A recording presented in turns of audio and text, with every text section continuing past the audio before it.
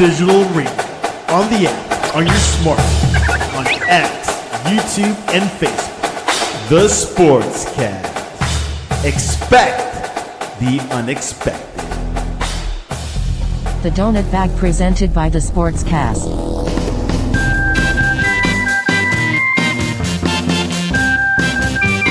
The Donut Bag, hosted by Joey Bag of Donuts.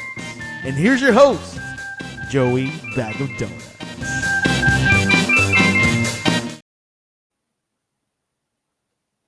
What's going on, everybody? Welcome to the Donut Bag, part of the Sportscast Network.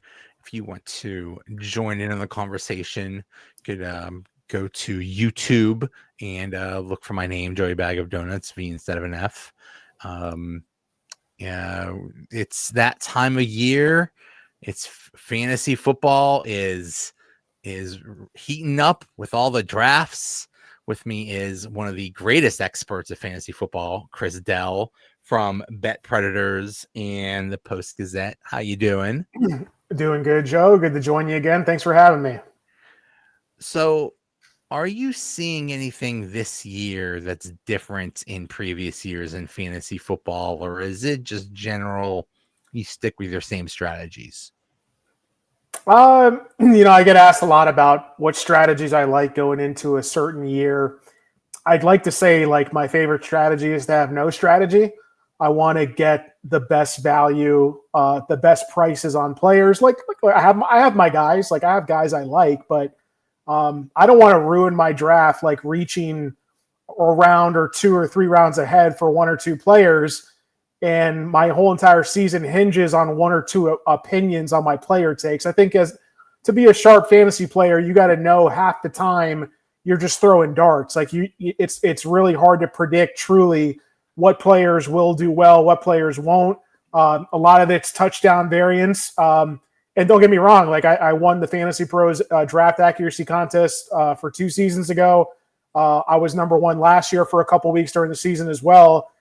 So it takes a lot of work, but at the same time, you also have to be like kind of humble yourself and realize like, look, like it's not all about like my opinions on players. It's about how I value the market, like buying the dip on certain players, like not buying players when they're at their peak price in terms of what round they're going in. So I think what we saw last year is we had reached like a boiling point of wide receivers becoming very, very popular. I think we had gone like, ever since I've been playing fantasy for like 20 years, I think like up until last year, it was always like casual fantasy players were always all about running back early.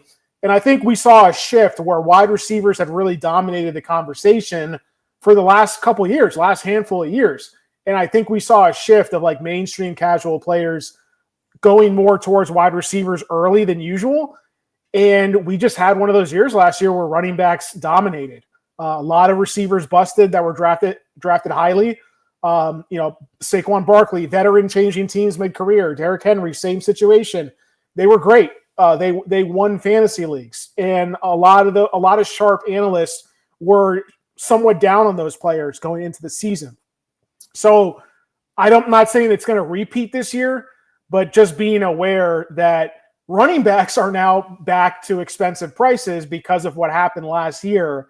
So to me, it's like there's the first 20 or so players in your draft are all elite players. I'm not really worried about who I get in the first couple rounds. It's more about who you get into the middle to late rounds who really wind up helping you win your league at the end of the day. So not really a specific strategy. I'm just trying to get the best prices. It's like playing the stock market and coming out with the most bang for your buck at the end of the day. And you have a pool of players you like to draw from, and you go from there. So when you say best prices, you mean you go by the ADP and you either go you get them before their ADP or after their ADP or how's that work? Yeah, so like a player's average draft position ADP. For example, we'll use a guy like a little bit down the board. So let's say Omari and Hampton, Chargers rookie running back, has an ADP of pick 39 in half PPR scoring. I'm very well ahead of the market. I've got him ranked as pick overall, my player overall 20. So I'm almost double the amount of spots compared to where he's currently going. Doesn't mean that when I'm at pick 20, I'm going to take Hampton in the second round. But if I'm up with an early third round pick, like pick 25 to pick 30, I'm definitely willing to reach like 10 spots ahead of ADP to get him, because I'm getting the best value where I have him ranked highly. The market's at 40, I'm at 20, I'm getting him at 30. That's a player I'm willing to reach on. Another example is like, let's say there's a player I'm not really low on, like AJ Brown. I've got him at 23 overall. His ADP is at 17. Some people will look at my rankings and say, why don't you like AJ Brown? I'm just like, you know what? I have all my rankings. I rank 150 players for half PPR and full PPR by position and overall. And I also do them by tiers. I have a very big tier of elite players between pick 13, Christian McCaffrey, to pick 24, Devon Achane, who slid a little bit due to a recent calf injury in training camp. So with AJ Brown, like I might be 6 spots below the market in terms of where I have him ranked versus where he's going in drafts. But if he falls to like pick 25, he's still on the board. Like I'm going to take him because I'm getting him past his ADP and eight spots past where I've got him ranked, and I still like him. So that's an example of a player where I may not be super high on compared to the market, but I will take the ADP value on in the early rounds. And that's kind of examples on both ends of the spectrum of playing the ADP game when you're drafting. Now, look, again, like you want to get your guys. You want to get guys you like. Like Travion Henderson, for example, has been skyrocketing up boards. I love the rookie running back for New England out of Ohio State. Top 40 pick overall in the draft. Has outstanding metrics. He's been killing it in training camp. His ADP has been skyrocketing the last couple months. I've got him pretty high as well. But at the end of the day, like I don't want to draft him in round 2. I've seen him go like pick 25. Like his ADP right now is pick 50. But if I'm at like the end of the third, fourth round and he's like at pick 37, I think I'm willing to do that because I really like him. And that's a situation where I'm willing to draft him ahead of his ADP because I think the potential is there. So you kind of look at it on both ends, upside and then also grabbing value. Interesting. Yeah. If I had someone at 20, I don't know if I have the willpower to wait another round. I don't know, because if I really like them, I'd be afraid of losing them. So that's scary. You say it's all about tiers. Basically what that means is if somebody, if you're looking for somebody and if it's your turn and they're not, some of the players you want are gone, as long as you get them in your tier, you're okay. Is that what that means? Yeah, you use the tiers as a guide. Like just because I have one player ranked 30th and another player ranked 28th, like it's really not, like you look at the projections in terms of how many points you have them projected for, it's really not that big of a deal at the end of the day. So like look at the tiers. For example, in my top 150, I have let's go to the beginning. I have tier 2, and I've got CeeDee Lamb, number 5, Drake London, number 12. I have all those receivers in that tier ranked very similar, like projected very similarly. But you might see, CeeDee Lamb, wide receiver 5, Drake London, wide receiver 12. That's such a big difference. It's really not. So if I'm at pick 12, and that's what I wound up with in my draft, like I'm very happy because I'm like, man, I got pick 12. I get another pick right after, and I'm getting Drake London, who's in the same tier for me as CeeDee Lamb. So like I use that as a guide. Like you want to have like an idea of which players are worth drafting in certain rounds. And you're looking at, for me, like I have between usually 15 to 25 players in each tier. So each round, like it's not just 2 or 3 players I'm trying to pick between. And that's what goes back to earlier, where it's like, I'm okay letting certain players go because I know there's a lot of players I want, but I want to get them at the best prices possible because then I'm going to have a deeper, better team at the end of the day. So I'm okay with like letting that one guy go. Now, look, maybe there's like one player where I'm going to go 2 rounds above just to get him. You got to be careful about that. I'll talk about a couple of those guys for me personally that I believe in. I could be wrong, and it could wind up hurting me more than usual than drafting them at their normal price, ADP. And I'm like, man, like this player busted, and I drafted them 2 rounds ahead of ADP where I could have had an all-star quarterback. Then you start getting yourself into some trouble. So that's why you got to be careful with not reaching too high on certain players. I think sometimes drafting a round ahead of ADP is okay. Know your draft room, like know your league mates' tendencies. I think once you get deeper into the draft, you have a little more leeway of like, hey, look, like this guy's ranked pick 100. I'm at pick 75. I'm just going to get him because he's like a trendy player. Maybe he goes 20 picks ahead by someone else. Like, I think once you get into the later part of the rounds, you have a little more wiggle room to play around with reaching on guys like that, but don't do that in the early rounds. Does it hurt to have a draft position like really, really high or really low in the draft? Like if you're drafting number 1 or number 2 or in a 12 team thing, 11 or 12, does that hurt because you're getting your guy and then you're getting another guy soon after that, but then you got to wait a whole long? Does that change your strategy? Yeah, it depends, man. Like, you know, it all depends on who you have ranked in that top 12, right? And then conversely, like if you pick 1, you're not picking again till what, pick 24. So, and you're getting 24 and 25. So I don't mind that this year because I think that top 25 to 30 range is very strong. I think there's a clear top. Let's talk full PPR. Like, because I think more people play full PPR than half, just for the sake of argument. It's not a huge difference between the two, but let's talk full PPR. I think there's a legitimate top 5 players, maybe top 6. Gibbs, Barkley, in no order. Gibbs, Barkley, Bijan. Those are your 3 running backs. They're the top 3 without a doubt.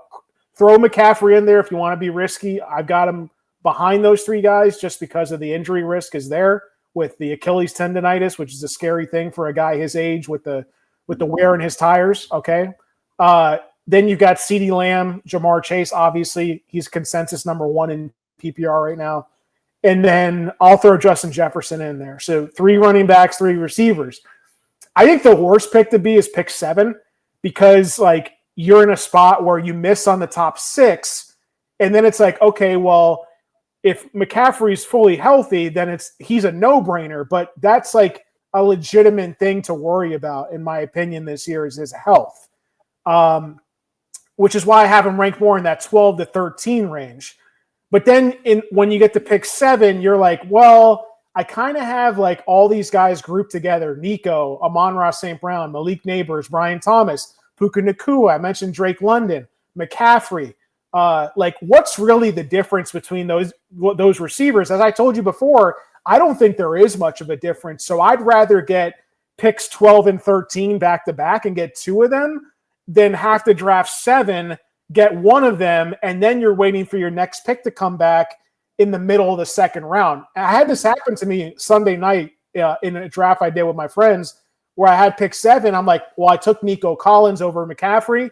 Full PPR league, you start 3 receivers, so I felt good about it. But I'm like, man, if I would have had pick 12, Nico probably would have been there, and I could have drafted like Brian Thomas Jr. right after. Instead, all the elite receivers I liked were gone at my second pick. I wound up taking Brock Bowers, which I was happy with, but I felt like I was kind of chasing receiver for a couple rounds after that. So very specific. Look, your league could go differently. Like you could wind up with Jahmyr Gibbs at pick 7.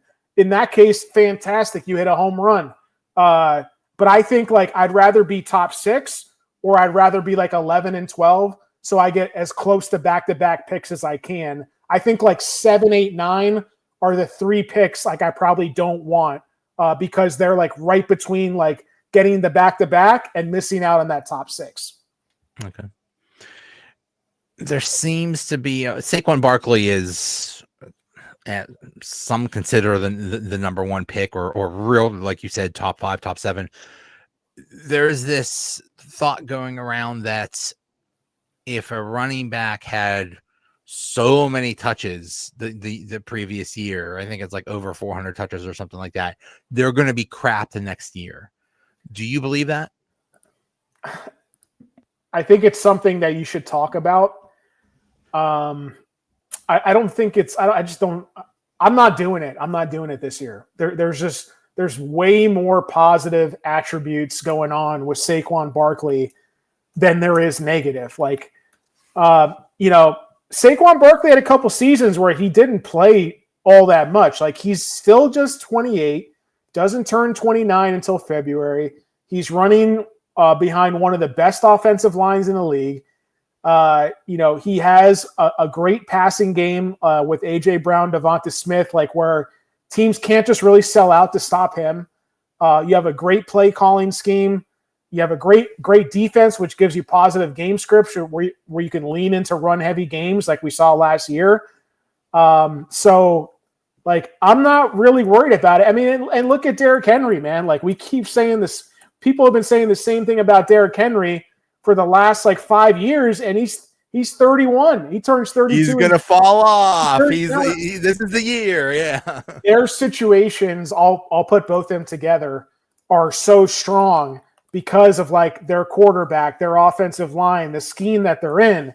None of those guys have Achilles tendonitis. That's what I'm worried about with McCaffrey.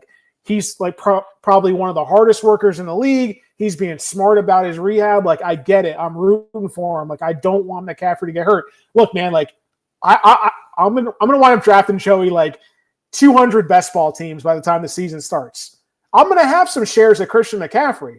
But if I'm only drafted in 2 home leagues with friends, coworkers, whatever, I just don't want that. I don't want my first pick to hinge on that. So I'm taking some McCaffrey in my best ball drafts. I'm gonna have around market share average compared to other teams, but he's just a player that that to me is the difference where Barkley's not coming in with that type of injury. Henry's not coming in with that type of injury. He's still just 28, and given the situation that he's in, of course I'm not expecting him to get as many touches, or to score as many touchdowns. You know what? He could still finish as the number 1 overall player, even if you reduce both those numbers from this year. So in half PPR, I've still got Barkley number 1, and I'm standing firm with that over Jamar Chase, over Jahmyr Gibbs. He's my number 1. In full PPR, I'm okay with you going Chase and Gibbs before Barkley because the pass catching upside is there. I would still take him 3rd or 4th at worst in that situation. I'm gonna buy back in on Barkley this year. I think that he's still got left in the tank given the situation that he finds himself in Philly. I'm staying the hell away from Christian McCaffrey because I had him in a couple leagues last year. I think I drafted him number 1 overall, and I got burnt. So I don't care what he does. Somebody else can have him because I'm not dealing with that anymore. I'm still upset. Barkley, you said, was in such a great situation. It seems like so many players are rated high and ranked high, but they're in bad situations. For example, Justin Jefferson, we don't know what McCarthy's going to be at quarterback. He's a freaking rookie, basically. And he's supposed to be the, one of the top receivers. I don't get that. Malik Neighbors, great talent, but who knows what the heck is going on at quarterback if Russell Wilson is going to be any good. What do you do when a good player is in a bad situation? Well, I think it's a case-by-case basis. We can talk about some of the ones you just mentioned. Malik Neighbors, he's been dealing with a toe injury, and it's become a little bit of an issue in camp. Actual same toe injury he's dealt with in college, too. I don't know what's really going on there. Obviously he played fine last year, was great in terms of his volume. Quarterback play was atrocious. I think we get an upgrade there, even with Russell Wilson. What I'm excited about with the Giants is Jackson Dart. I think he's got a chance to come in and really open up that offense. And I love, if you're in a deep league, dynasty league, best ball, when you're taking 3 quarterbacks on your roster, I love getting 2 sure starters and then late in the draft getting Jackson Dart because I think by mid-season, Giants have one of the toughest schedules to open the year, by the way. I'm pretty sure by mid-season, Dart's going to be starting. Very similar mold to what Ryan Daboll kind of became famous with, which was helping develop Josh Allen, like mobile, athletic quarterback with a big arm. Maybe he was a little rough around the edges when he came out. And that could be like his next Josh Allen. And I think Jackson Dart's looked great in preseason ball. So that's like, I'm excited about Neighbors for the potential for that, like midway to late in the season. I don't know how bad the situation is going to be, like, because of that. I think they added some nice pieces. They drafted Cam Scatabo, who I like a lot. I like Tyrone Tracy towards the end of last year. I think that could be a solid backfield duo for the Giants. So I think there are concerns with Neighbors. With Justin Jefferson, I understand your point. I would also look at, like, the positive side of, like, I trust more in Kevin O'Connell than I do looking at the downside of a rookie quarterback in McCarthy. Because look at what Kevin O'Connell did with Sam Darnold last year. He got him paid, and, like, he carried Sam Darnold. You could say it was Sam Darnold's year. I think it was more because of KOC, Kevin O'Connell. And that gives me some optimism about J.J. McCarthy because he's got the weapons. Yeah, I know Addison's going to be suspended. He still got Hawkinson. He still got Jefferson. They got Aaron Jones. They brought in another talented running back in Jordan Mason. So if we believe more in the quarterback situation, Justin Jefferson could be like a top 2 or 3 pick. That's why I've got him at that 6th spot. He's outside that top 5, but he's still ahead of the other receivers because we know what Justin Jefferson can do when things go right. So, like, there are those situations, Joe, I'm, like, looking at, like, yeah, okay, the downside, but what if things go well? And look at the good side too. And I see enough positives with Neighbors and Jefferson. Now, look, like, if you want to draft Nico Collins, Amon-Ra St. Brown, Brian Thomas, Puka Nacua, even Drake London ahead of those guys, I'm not going to really fault you because I have them close in my rankings. But I think you can poke holes at a lot of players once you get past that top 5. Yeah. With quarterbacks, does it seem like it's a pretty deep year for quarterbacks? You have your top 4, but I mean, that tier 2 is pretty strong too. It seems like, is the strategy to get the elite quarterback early, or can you wait and still get a good quarterback? Yeah, I would say it depends, right? Like, if you're in a 10-team league, I would go after the elite positions early, tight end and quarterback, the elite 1 positions. If you're in a 12-team league or deeper, it becomes a little more difficult, like, to reach on both early. I think you can do one or the other. Like I told you, I was in a 12-team league. Like, couple guys like I wanted in the 2nd round, like Bucky Irving, Chase Brown, Josh Jacobs, all taken before my 2nd pick. So I was like, you know what? I'm going Bowers because if he hits like last year, I'm going to have an edge at tight end over my competition. But at the same time, I did feel like I was chasing at wide receiver for, like, the rest of the draft and trying to make up for not having that elite 2nd receiver. So it goes both ways. I think if I were to have taken Bowers and then go Lamar, Josh Allen in round 3, then I'd really be feeling like I'm chasing at running back, at receiver. So I'm okay going 1. I really like Bowers a lot over McBride personally. I think the situation for Bowers is a lot better. The play calling, the quarterback especially.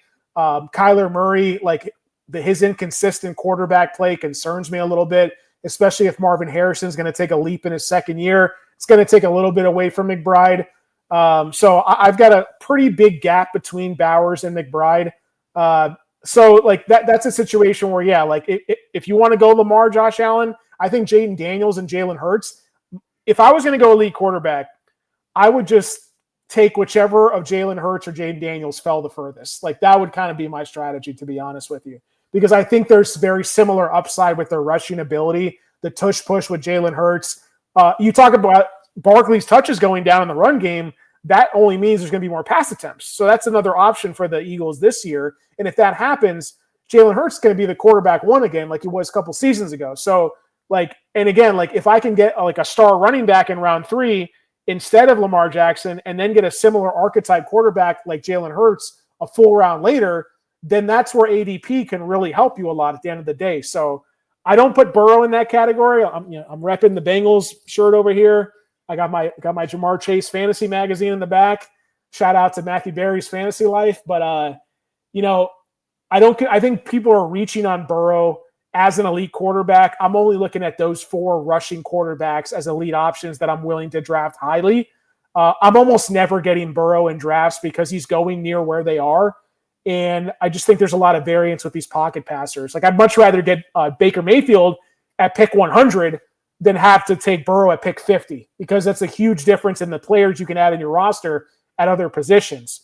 So I do think quarterback is deep, though. Once you get past those top 4, I've got a very big tier between QB 11 to QB 24, where I don't really have too much difference in my point projection for the season. Justin Fields, because of his rushing ability, we know he could be benched at any moment if he throws that bad. But if he doesn't get benched, he's gonna score fantasy points. It's gonna be ugly. It's gonna be another Tim Tebow-esque performance, which won people fantasy games.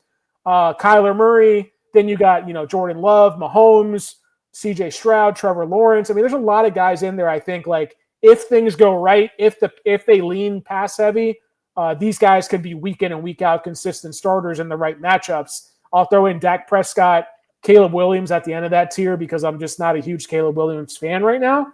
But like, I think all those guys are similar, man. So like, once I get past Burrow, Baker, like the couple guys that I kind of put a little bit higher is like, but I mentioned Mayfield, obviously. Jared Goff, I think, like, given the situation in Detroit, they're going to throw the ball a ton. They've got excellent weapons.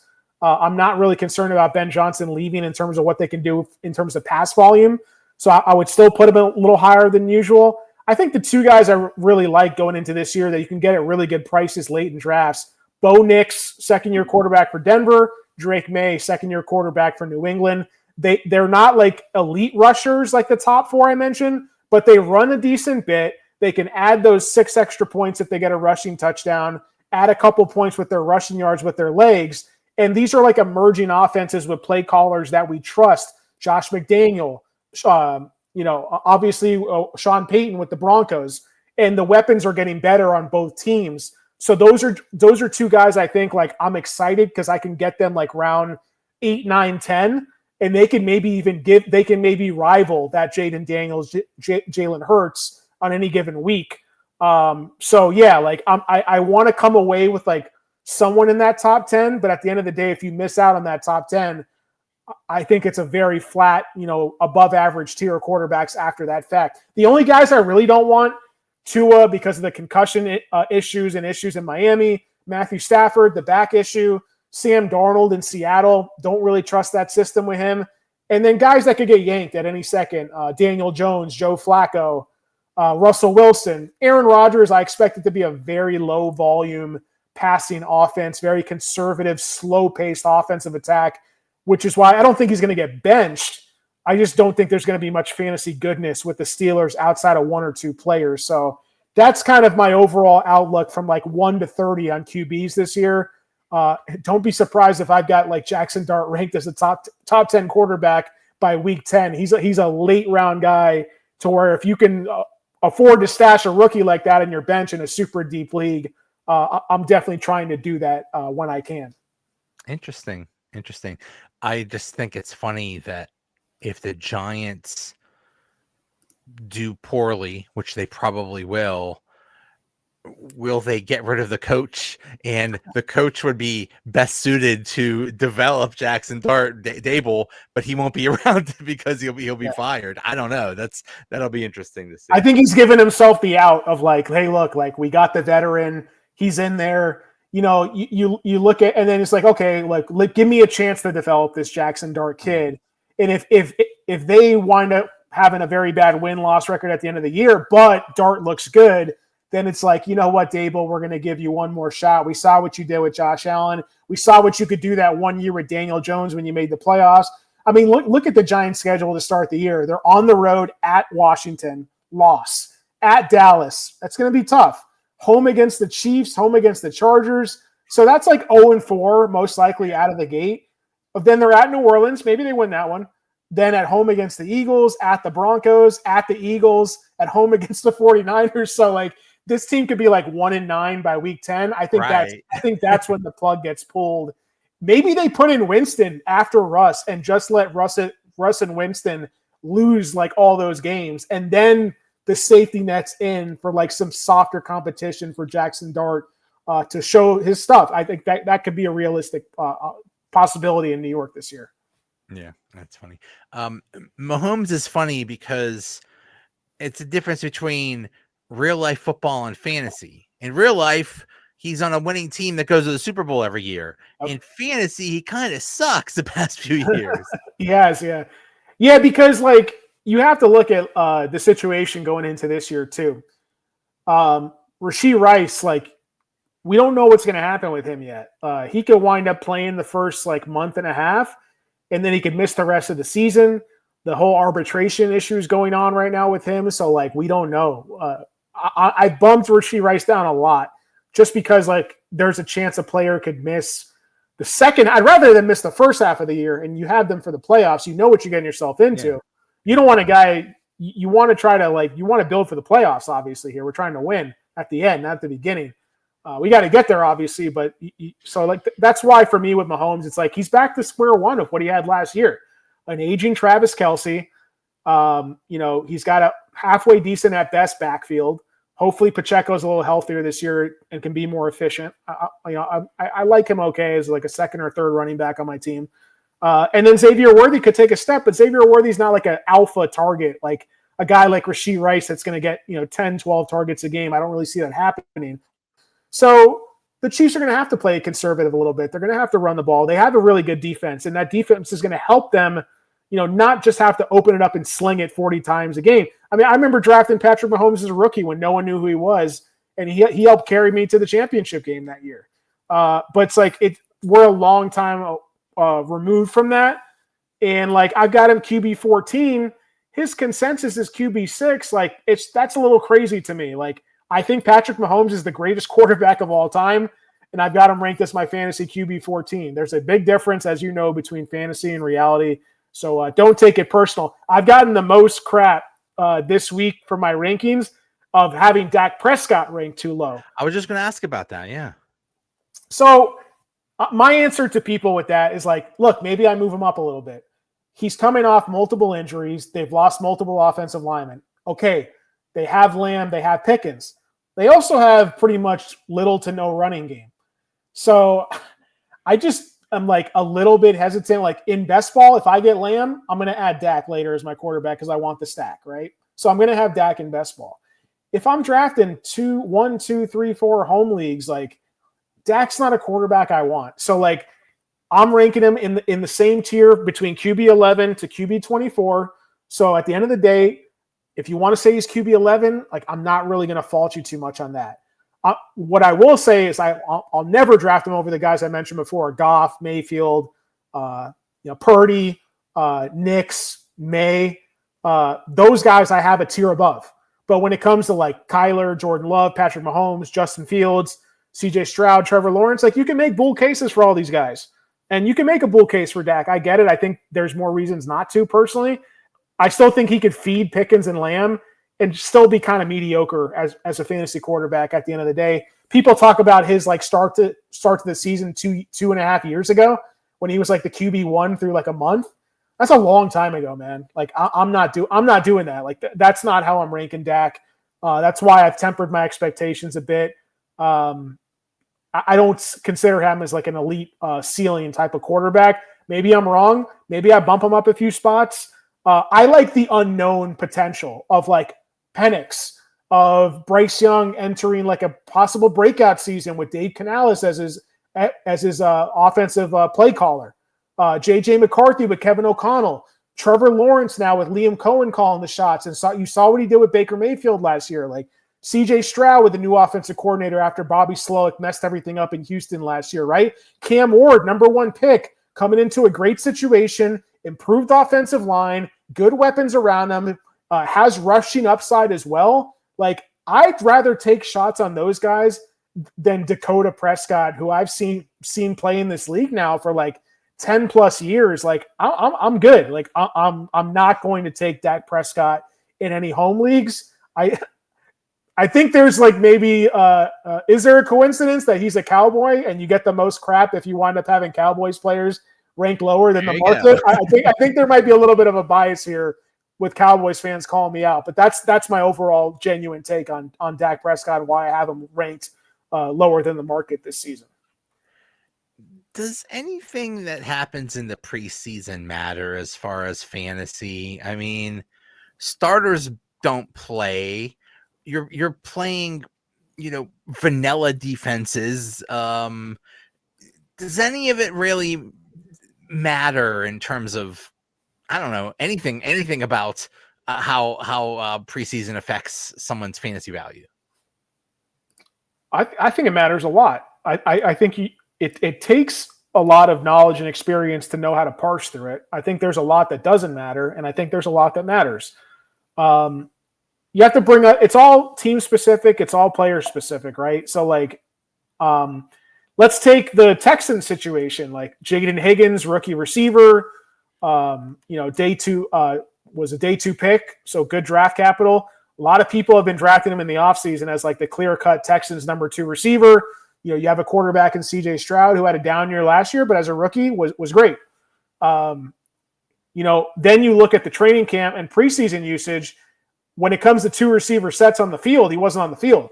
It was Nico Collins and Christian Kirk. So you're like, oh, okay, like he's not even the number 2 receiver. So he's only going to be on the field when they're in 3 receiver sets. But when they're in 3 receiver sets, he's not the slot receiver. So the other rookie, Jalen Noel, could be the one on the field. So he could really be the 4th receiver on the depth chart at the end of the day. In that case, like that's a player I want no part of in redraft leagues. I think you could say similar things like for the Washington situation going on. According to Ben Standig, like Brian Robinson, like no matter what happens, he's not going to be back on the team. I think that people are overreacting in 2 ways. Like in one way, people are not drafting Robinson where there actually might be some value because if he slips like 20, 25 picks past his average draft position, and then he winds up on the Cowboys, right? Like, then it's like, okay, well, or if he winds up on the Texans who don't really have a running back right now, then like you're like, oh, his ADP should have gone up, not down. So I think people are overreacting to him, and then they're also overreacting to Ja'Cory Krosky-Merritt, who I really like. And as of right now, I'm ahead of the market on him. Was 7th round rookie. He didn't play like I think last year or the year before because like he had like an illegal jersey number, some really weird stuff. Look it up online for the details of that. But anyways, like guy who was like 7th round, usually 7th round running backs never play, very rare cases, but they happen from time to time and people love them. They become like these household underdog names. But if you watch the preseason game for the Commanders, Chris Rodriguez, who's been on the team multiple years, he started over Krosky-Merritt and he played more and he played better. So like to start the season, I think instead of just this guy, this 7th rounder, Ja'Cory Krosky-Merritt coming in and like being this all-star 7th rounder fantasy sleeper, let's look at reality. Like it's probably going to be like a 3-way split because Austin Eckler might play the most snaps in that backfield. People aren't really drafting him much higher, kind of an afterthought at this point. So like Eckler's probably going to get the most fantasy points. Then Chris Rodriguez and Krosky-Merritt could split. I'm still going to take Krosky-Merritt as long as he doesn't go super high. I think some drafts I've seen him go way too high. But that's an example where like preseason usage could matter because like one player is getting the hype, but in reality, when the starters are on the field, he's not the first running back on the field with them. That does matter at the end of the day in a lot of situations. Yeah. Travion Henderson had that really good game, and seems like his value shot up like crazy. You have him pretty high too. Yep. Is he the real deal then? I think he's the real deal. I really do. He's one guy that like I want to come away like every draft with either Hampton and or Henderson. Like those 2 rookie running backs I'm really high on. I did an article for Fantasy Pros the other day about my sleeper running back, like a running back who was being drafted outside of the top 15 in fantasy. And like he's, to me, it's like just because it's obvious doesn't mean it isn't true. I talked about earlier, he's been skyrocketing his ADP up draft boards, top 40 pick. He's doing it all. Like he's excelling as a rusher, as a pass catcher, and as a pass blocker, which is really important for rookies to stay on the field, especially in those third down situations. We could talk about that with the Pittsburgh Steelers backfield in a second too. I think that's an important thing to talk about when you talk about preseason mattering and not mattering. And with Henderson, and he's doing it as a special teamer. He's returning kicks too. Coaches trust this guy. Like, they love him. Coaches love a running back who can pass block, period. Like, you'll get running backs who are not electric or dynamic at all with the ball in their hands, but they'll get more carries and they'll play more snaps because they can pass block, point blank, period. And if you if you have the rushing skills to add to that, this guy had an elite 40-yard dash coming into the draft, 91st percentile burst score, 92nd percentile college yards per carry, 6.9 yards per carry at Ohio State. I mean, Ramondre Stevenson's the only thing holding him back to like a full workhorse role. But let Ramondre get all those carries between the 20s on first and second downs. Like, those are the really touches for running backs that really don't matter. We want like touches inside the 20, 10-yard line. We want the targets. Targets are worth 3 times more than a carry in fantasy football. And with his explosiveness, you add the fact that Ramondre's had issues both with fumbling and with recurring injuries. Man, I think it's like all green light season for Travion Henderson. I drafted him in my Dynasty League 2 weeks ago. Super excited about that. And I think Hampton's in a similar situation with the Chargers where Najee's dealing with this like really weird eye issue. We don't know when he's actually going to be back. So like I really want to come away with like, and you can get them either like third or fourth round right now. I want to come away in drafts like with one of those two guys. Like, those are two of my favorite running backs on the board. Couple of rookie receivers I like in a similar vein: Emeka Egbuka, Travis Hunter, Ricky Pearsall. I'm trying to come away with at least one of those receivers as well. I think there's some really good upside on rookies early in drafts in like those first handful of like rounds up until like round 6 or 7, where I think they could immediately contribute and become fantasy factors from like week 1 this season. Well, you're really high on Calvin Ridley too. I am. And what we saw last year was when Mason Rudolph, let me put it this way. When Mason Rudolph started, Calvin Ridley was like a top 10 receiver. He was getting top 10 targets. He was putting in top 10 performances week in and week out. It wasn't really about Mason Rudolph. It was when anyone besides Will Levis was starting. Will Levis is horrible. That's how bad Will Levis was. And so like Cam Ward, he's been getting all the right buzz out of camp from his coaches. People talk about a rookie number 1 pick who has his head on straight. That's who Cam Ward is.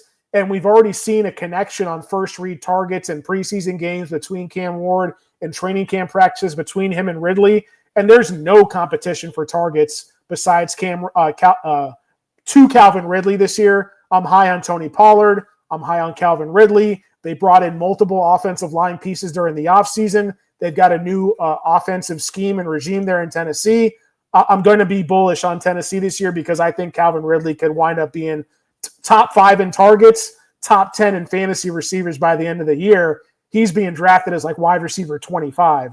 I've been drafting him a ton in best ball, and I'm more than okay of him being my second or third receiver in redraft leagues as well. Interesting. You're down on Garrett Wilson, which totally makes sense if Justin Fields is just going to be a running quarterback and does not look like a good accurate passer.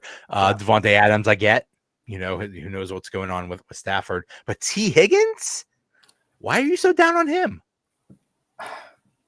I don't really Bengals guy. I don't consider myself down. I probably need to move him up. Like, I've got a target share differential in my point projections between Jamar Chase and T. Higgins, since T. Higgins is the clear number 2 receiver.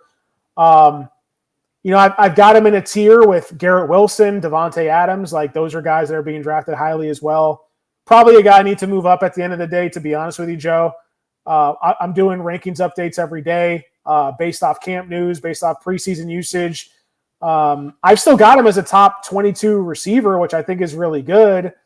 Overall, I've got T. Higgins. He's in my top 50, top 45, but he's being drafted a lot higher than that. So like, that's where that's when I decide to like reassess and change my rankings is with like, hey, look, like I'm not down on this guy, but compared to where he's going in other drafts, if I'm drafting according to my rankings, that means I'm never going to get him. And I don't want to like leave all my drafts with like no T. Higgins. I think he's a player worth drafting. So that's a situation where I'm going to have to move him up, get a little closer to market so I can get a few shares of him here and there. So yeah, it's again, like I'm ranking 150 plus players. I'm going to make some adjustments here and there. And he's been someone I've been considering making an adjustment on as well. You're pretty down on DK Metcalf. Is that because of Aaron Rodgers or just what you're seeing with the Steelers, or what why is that? I've got DK Metcalf at wide receiver 25. His average draft position right now is wide receiver 21. So a couple spots lower, not a huge deal. I think we have to look at what Aaron Rodgers has done as a quarterback over these years. And what he does is he drains play clocks. He runs a very slow-paced offense. So play volume and pace are very important in fantasy football. When you're a team that's going to run less plays on average, that means there's less chance for pass attempts, less chance for receptions, less chance for yards. Those are all things we care about in fantasy football. So in that case, like I have to bump DK Metcalf down because like I'd rather have George Pickens, who's going to be in a very pass-happy offense in Dallas. Way more plays, way more passes. T. Higgins I have ranked above DK Metcalf, even though I'm lower in the market on T. Higgins right now. Calvin Ridley I mentioned as well. I think those teams are going to lean in terms of their pass rates going to be over expectation, whereas like the Steelers could have like the lowest pass rate in the league. That concerns me a little bit, where if it's like he's not scoring the touchdowns, you're going to be like leaving a little bit on the table there compared to your other receiver who's going to get more targets in a given game on average.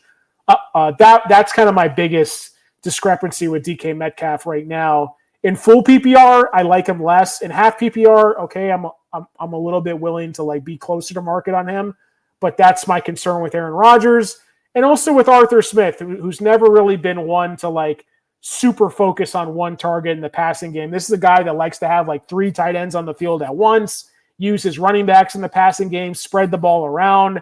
So I think there's some obstacles to DK Metcalf of like truly having a standout, fantasy wide receiver season. So that's why I'm a little bit below average on him. In terms of Steelers running backs, you have Caleb Johnson. Little down on him, which is totally understandable, but I'm not even seeing Jaylen Warren at all. Do you think that's, I mean, it seems like that's the consensus is Caleb Johnson is going to be the guy that you want as a running back, but yeah. I don't know. Reality seems like Caleb Johnson has not had the best training camp, and really Jaylen Warren's doing nothing because they're saving him for the season. Yeah, so that's like what I wanted to talk about because I've got Jaylen Warren right in line with the market. He's my RB29. That's exactly where he's going with his ADP. I took him this past weekend in the draft I was telling you about. I had Hampton as my first running back. I got Pollard as my second running back. I talked about being high on him. And I was like, I had drafted Bowers in round 2, and I had taken some receivers in between. So I was like, man, I really need to get a good third running back I believe in before they start going off the board. And I took Warren. It was a full PPR league. I think he's going to catch a lot of passes from Rodgers. We know Rodgers likes to dump down to his running backs.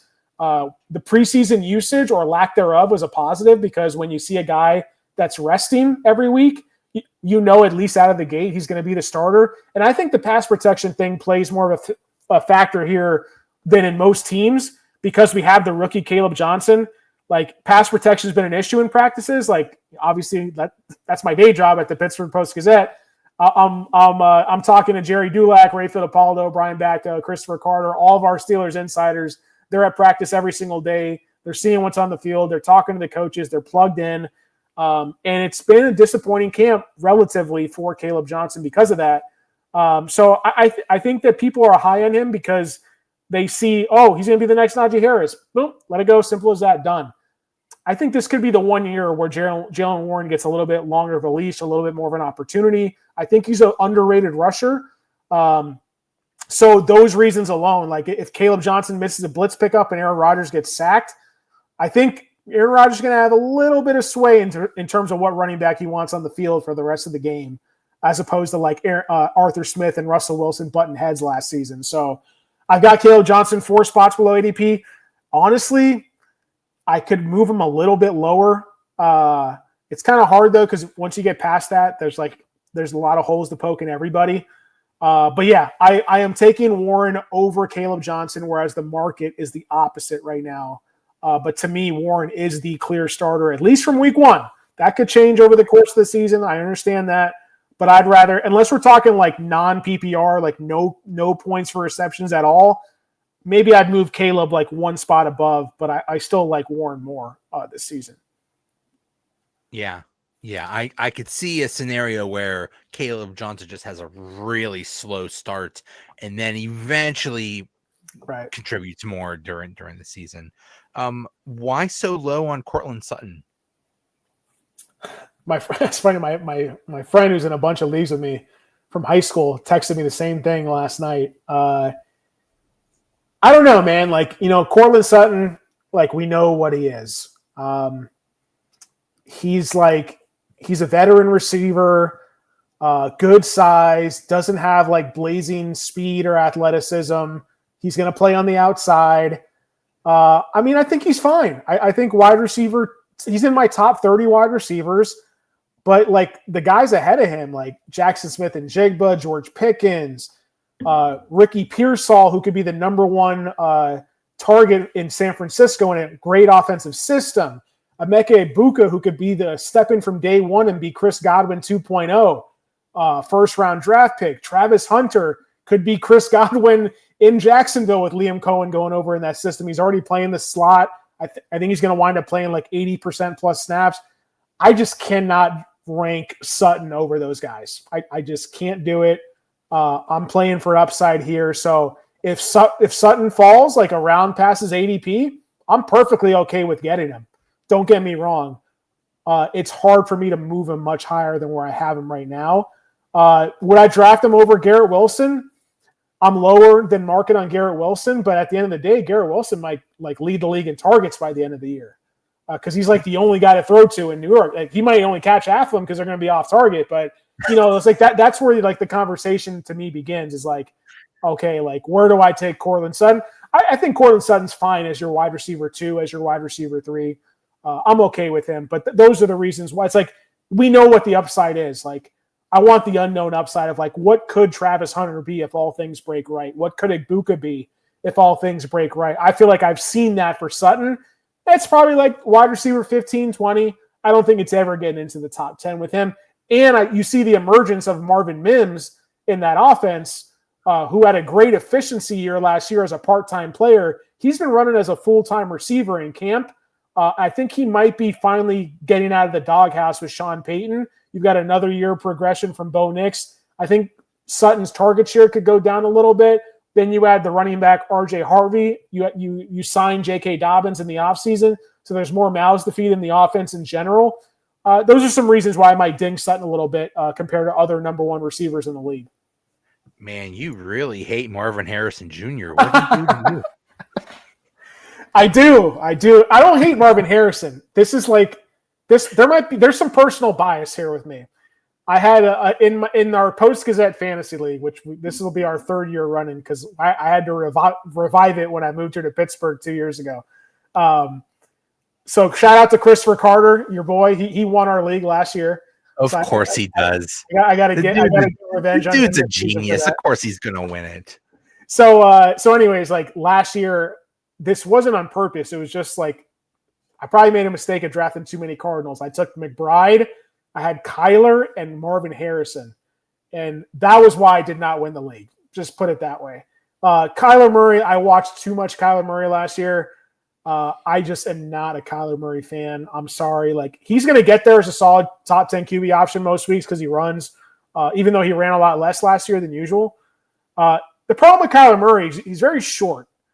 and he has trouble staying in the pocket and making his like second, third progression reads over the middle of the field in those intermediate areas. So he's either going to like dump it down quick, aka Trey McBride being a target monster.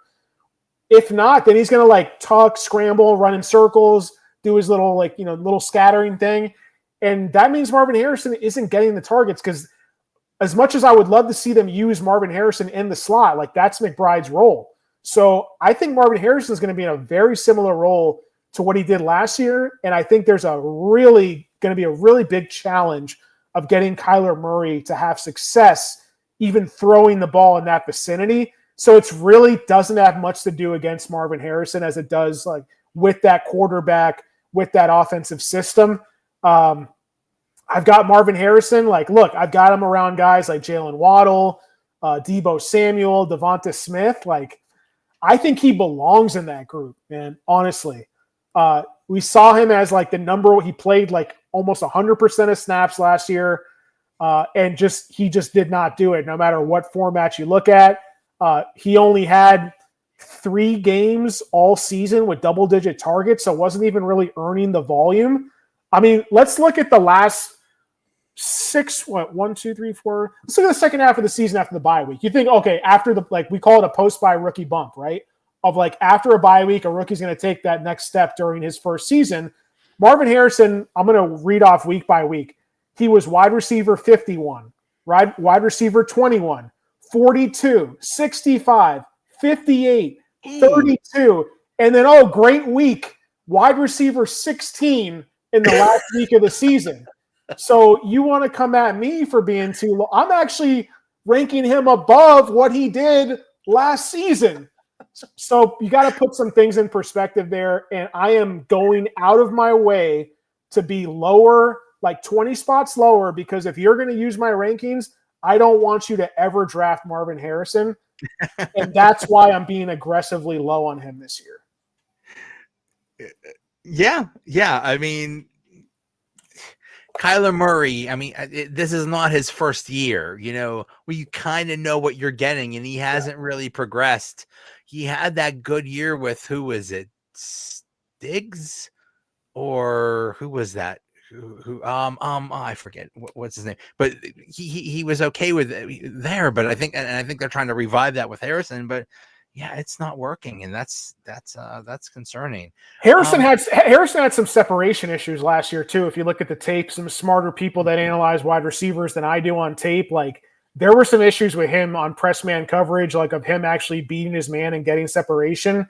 Whereas like he's more of like a smart zone scheme route runner.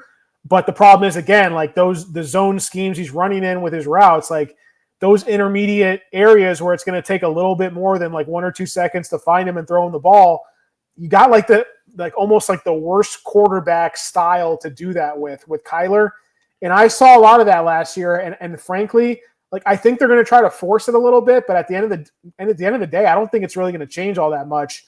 And I mean, that's why I think Trey McBride is going to do what he did last year, which is like be a target monster. He's going to score more touchdowns, Trey McBride. He's going to have more than 2 touchdowns this year, which is going to take touchdowns away, I think, from Harrison too. At the end of the day, you still got Connor.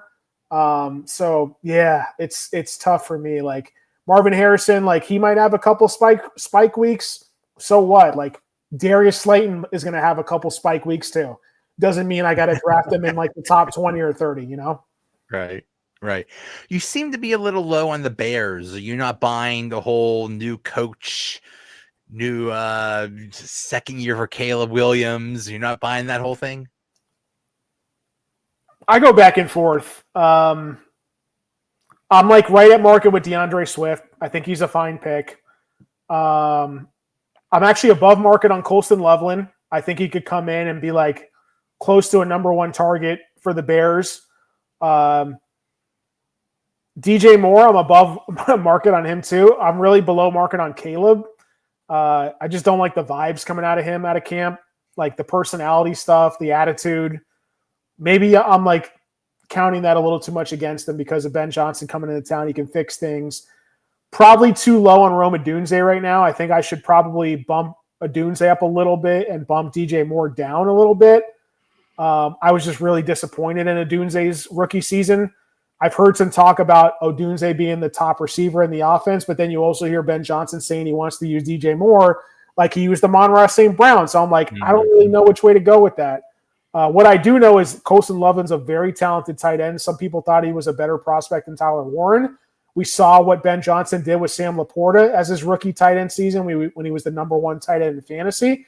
And we saw Caleb Williams threw the ball a lot, even to Cole Kmet last season.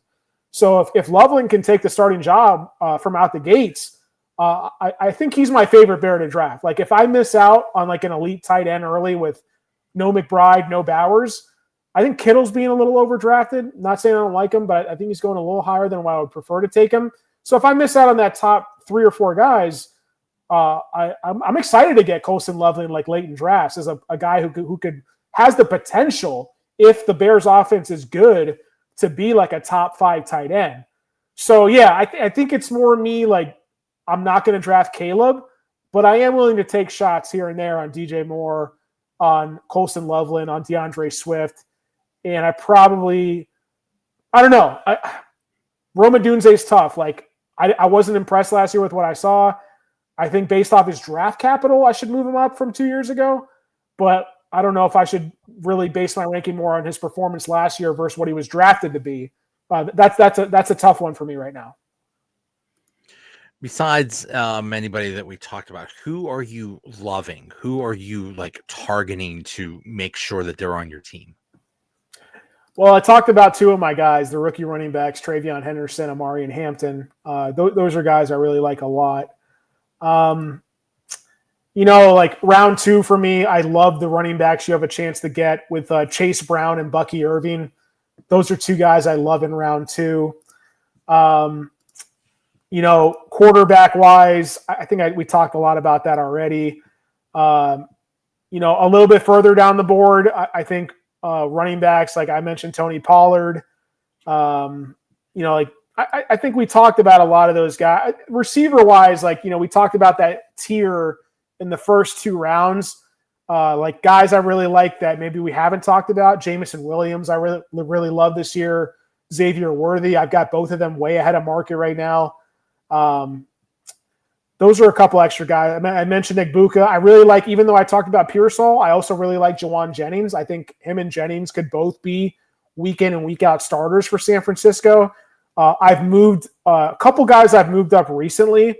Stephon Diggs in New England, if he's back to his old self, he's been fully healthy according to reports at a training camp, and that's a quarterback / offensive system I'm buying into. And he's got no target competition at all in that offense in terms of the pass catchers there. So I like Diggs. I like Jerry Jeudy, especially if Joe Flacco is going to start the year at quarterback. I think Judy's got some value right now based off where he's going. Matthew Golden, the rookie receiver out of Green Bay, because Dobbs is hurt, Watson's hurt, Wicks was a bust last year. There's really not much. Jaden Reed's hurt right now too. Golden could be the number 1 receiver from day one. And he's a pretty explosive prospect too. Those are out of my top 50 receivers. Those are a handful of guys I'm higher than the market on. One other guy I'll throw in, Rashid Shaheed. I've actually got him ranked above Chris Olave, which is I'm 9 spots ahead of the market on Rashid Shaheed. 13 spots below market on Chris Olave. You just frankly look at when they both were on the field last year. Rashid got more targets. He had more yards, had more production. Olave's 1 concussion away from possibly missing an entire season.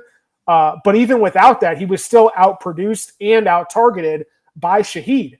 But Olave is being drafted higher because of draft capital from a couple years ago. Yeah. So that's one flip where I'm willing to hold my ground on. I'm not drafting Shaheed where Olave is being drafted, but I'll just pass on Olave and wait a round or 2 later and draft Shaheed. I'm going to do that 9 times out of 10. Going down the board, because I have 90 receivers ranked, I'll give you a couple super long ones. One guy I really like a lot, and I just want to bring up his college metrics because they're really really crazy when you look at it. if you're in a deep league, if you're in a dynasty league, or even just a guy to put on your watch list on the waiver wire, Isaac Tesla from Detroit. They drafted this guy in the 3rd round, like 2 rounds ahead of where anyone was expecting him to go. Kind of a little-known receiver, but has outstanding size, outstanding speed. 6'4", 214 pounds. Went at the beginning of the 3rd round. They traded up to get him. 97th percentile speed score according to Player Profiler. 98th percentile catch radius. 97th percentile agility score. 91st an elite athlete. You think like a funny-looking white receiver with curly hair is going to be a slot receiver? No, this guy's like a burner on the outside, and he could have a chance from day one to step into like one of the most efficient passing offenses in the league. He could be their wide receiver 3 next to St. Brown and Jamison Williams from day one. And if you're in a deep league, a league that starts 3 receivers, 2 flexes, he's a guy I've got my eye on. I'm drafting him in a lot of late rounds in best ball when you have like 18 to 20-man rosters. I think we could be talking about this guy this year. You don't have to draft him week 1 right off the bat. He's a guy I've got my eye on. Super explosive, great situation. He's like my super deep wide receiver sleeper this season. I've got him as my wide receiver 68. He's being drafted as like the wide receiver 100 right now, for context. If he's not driving a Tesla, something's wrong. That dude should have a fleet of Teslas. You gotta say the extra A at the end, Tesla. Tesla with a capital S for some weird reason. That is so weird. Who besides Marvin Harrison Jr. are you just hating? Like there's no way in hell they're going to be on your team. Devonta Smith. Why? Because he's a clear. You have like the run heaviest team in the league. Great defense still. They're going to run the piss out of the ball. And even if Barkley's not getting all the touches, you know who's going to get a lot of them is Will Shipley. They're really high on him as well. Unless A.J. Brown's hurt, and it's going to be hard to get the volume to be a consistent fantasy producer for Devonta Smith. I think he's a great talent. If Devonta Smith was traded to the Chiefs, I'd move him up like 25 spots, like the next Rashee Rice. You know what I mean? It's not about Devonta Smith I don't like. It's the situation he's in.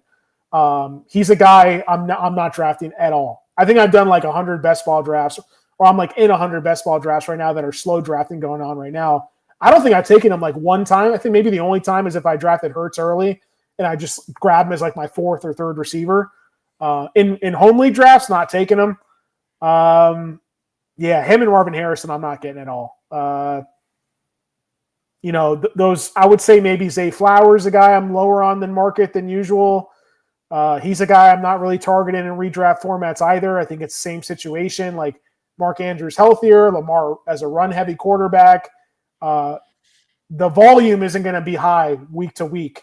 You're going to need those spike weeks. It's going to be very hit or miss with him. So those are kind of 3 or 4 guys in that wide receiver 20 to 40 range that I'm going to avoid in most of my home league drafts. Do you believe in handcuffs? Do you believe in drafting? If you get Barkley, you should get his that Shipley you mentioned or something like that. Yeah, I think it's fine. Depends how many roster spots you have. Depends on how big your bench is, how competitive your league is. Like, if I've got like a very short bench with only like 5 spots on my bench, it's gonna be hard to like roster a backup. I don't know. That's just me. Like, I'd rather take shots on starter. I'd rather roster handcuffs for other players I don't have. Because, like, let's say you have Barkley, but then you draft Tyler Algier. If Bijan gets hurt, now you've got 2 elite running backs on your team. You got Barkley and Algier. If Barkley gets hurt and you have Shipley, you go from 1 to 1. Like, I'd rather not play it safe. I'd rather play it aggressive, go for the other guy to get hurt, and get his handcuff. So, you know what I mean? Like, I think you got to think about not trying to play it safe all the time. I'm okay as a top 5 pick. I think Shipley is a clear handcuff to Barkley. I think Algier is a clear handcuff to Bijan, and I think that Montgomery, he's a much higher expensive player in terms of his ADP. He's kind of a handcuff to Gibbs at the end of the day, even though he's still a standalone starter in the right format. So those are situations. I think outside of that, it gets tricky because like Zach Charbonnet to Kenneth Walker, yes, he's going to play. He could be a flex starter. He's going to be a monster if Kenneth Walker ever got hurt. It gets a little murkier down the board. So sometimes you think a guy's a handcuff, and the guy ahead of him gets hurt, and he's still splitting time with someone else. So just be a little careful with who you're handcuffing there. I think it could go both ways. Yeah. Yeah. So where can people find you, follow you, and get more of your work? Yeah, man. Just go to Twitter. It's at Mad Journalist, MADD Journalist with 2 Ds. I post my weekly usage deep dive Twitter thread there during the season. I do waiver wire rankings. I have my rest of season trade rankings, which I'll probably launch a couple weeks into the season. I have my weekly rankings that will become my week 1 rankings will be coming up soon. I also do weekly Q&As for waiver wire and start sits. I'll be doing 2 Discord Q&As a week with Fantasy Pros this season as well, one on Sunday mornings and one on Thursday nights. So I'll be on the lookout for that.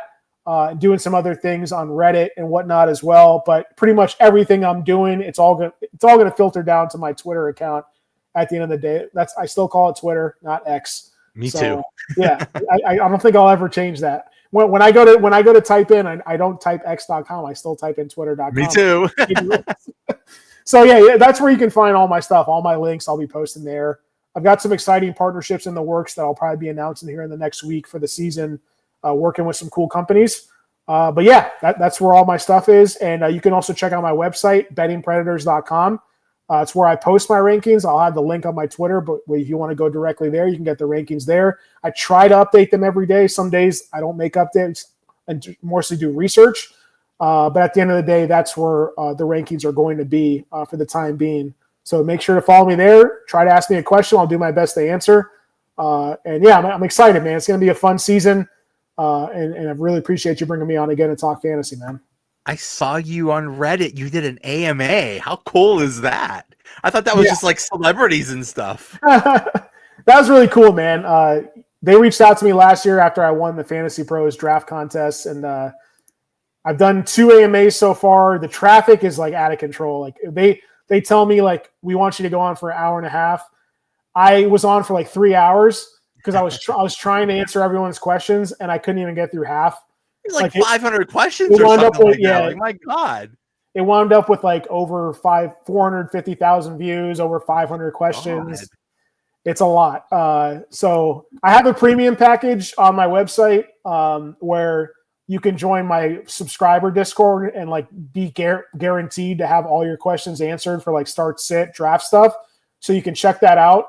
A lot of the content I post is for free, but if you're consuming my content for free, there's like not a guarantee I'm always going to be able to have time to answer it, because I actually have a 9-to-5 job at the Post-Gazette that's not fantasy football. I do post my fantasy rankings if you're from Pittsburgh listening here, you can find my rankings in the Pittsburgh Post-Gazette newspapers every Sunday as well. That's a cool thing we're still doing. We still print our paper twice a week on Thursdays and Sundays. And I'll be posting some fantasy articles like I've done the last couple of years for these upcoming 2 weekends are like the biggest draft weekends of the year. So I'll have a handful of articles I'll be posting at post-gazette.com as well. So that's it, man. I think I listed everywhere where you can find me right now. We'll see. I want to post more to like other social media sites. I still haven't done that yet. Maybe you'll catch me on TikTok in the near future. We'll TBD on there for now. It's what all the kids are doing. Yeah, this is the busy time. Next couple weeks, we're gonna be drafting like crazy. I've already done a couple drafts. Yeah, my big thing is what do I name my teams? I got Ginty, so I wasn't sure whether it was I Dream of Ginty or Ginty in a Bottle. That was my big decision. Okay. Who? Oh, and I got CeeDee Lamb, so I wasn't sure. I think I settled on Lamb Bam, Thank You Ma'am, or something like that. So that's the name is as important to me as picking the players. I got to get the right name. I would have just gone Lamb over Rice. Okay, that's it. Okay, keep it simple, man. One of my favorite meals. I lived in New York City for 2 years during grad school. That was one of my go-to meals, man. Lamb over Rice. There you go. Money right there. Hey, thank you so much. This was awesome. Yeah, thanks a lot, Joe. Always a pleasure, man. I'll see you. All right. See you, man.